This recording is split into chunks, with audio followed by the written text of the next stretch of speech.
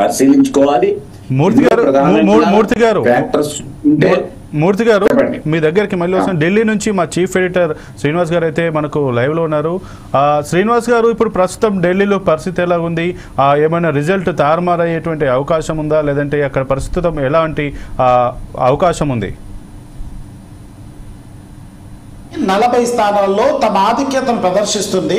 30 స్థానాల్లో ఆమ్ ఆద్మీ పార్టీ తన ఆధిక్యతను ప్రదర్శిస్తుంది. అయితే ఇంకొక విషయాన్ని ఇక్కడ అర్థం చేసుకోవాలి. అగ్రనేతలు అందరూ కూడా సమీప ప్రత్యర్థులపై తమ ఆధిక్యతను ప్రదర్శించలేకపోతున్న విషయాన్ని గమనించాలి. కేజ్రీవాల్ న్యూఢిల్లీలో ఉన్నటువంటి కేజ్రీవాల్ సమీప ప్రత్యర్థి పైన 225 ఓట్ల వెనుకంజలో ఉన్నారు. అట్లాగే మనీష్ సిసోడియా 2345 ఓట్ల ఆధిక్యతను ప్రదర్శిస్తున్నారు. కాంగ్రెస్ ఒక్క నియోజకవర్గంలో కూడా తమ ఆధిక్యతను ప్రదర్శించడం లేదు. 25 నియోజకవర్గాల్లో ఫలితాలు తారుమారయ్యే అవకాశం మాత్రం ఉంది. 10 స్థానాల్లో బీజేపీ, ఆమ్ ఆద్మీ పార్టీలు కేవలం 1000 ఓట్ల తేడా మధ్యలోనే ఊగిసలాడుతున్నటువంటి విషయాన్ని అర్థం చేసుకోవాలి. అయితే ఈ ఫలితాలు మాత్రం దేశ ప్రజలనే, ఢిల్లీ ప్రజలను కాకుండా దేశ ప్రజలనే ఊగిసలాడుతున్నటువంటి విషయాన్ని అర్థం చేసుకోవాలి.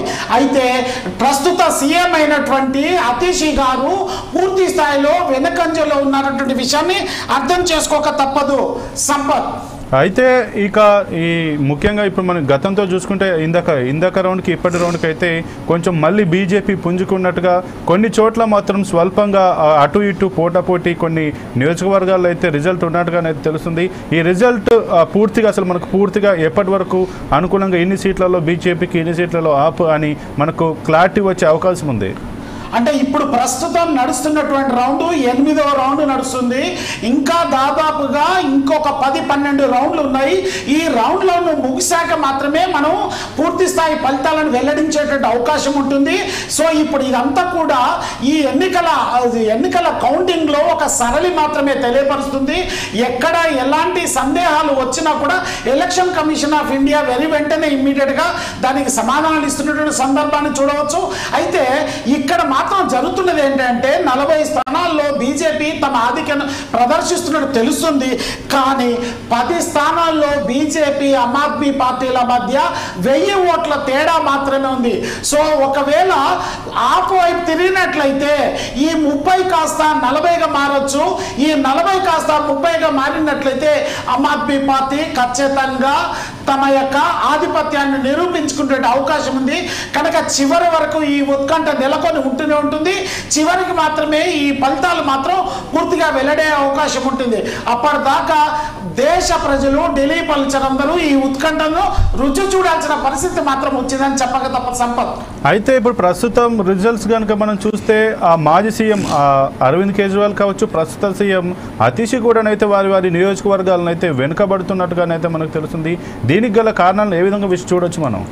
అంటే ఇక్కడ చూసినటువంటిది ఏంటంటే గతంలో జరిగినట్టు మద్యం కుంభకోణం కావచ్చు, తర్వాత జైల్లో ఎక్కువ కాలం ఉండడం కావచ్చు, పూర్తి స్థాయిలో ప్రజలను ఆకర్షించేటువంటి పథకాలు తీసుకురాకపోవడంలో కావచ్చు, దాని తర్వాత ఈ రాష్ట్ర ఢిల్లీ భద్రతను పూర్తి స్థాయిలో వీళ్ళు చేయలేకపోవడం, అది కేంద్ర ఆధీనంలో ఉండడం మూలంగానే ఇట్లాంటి ప్రజలను ఆకర్షించే పథకాలు ఆమ్ ఆద్మీ పార్టీ ఇవ్వలేకపోవడంలో కొంత నిర్లిప్తత, నిరాసక్తత, దాని తర్వాత పూర్తి స్థాయిలో మేనిఫెస్టోను ప్రదర్శించలేకపోవడమే ఇక్కడ ముఖ్య కారణం అని చెప్పుకోవచ్చు.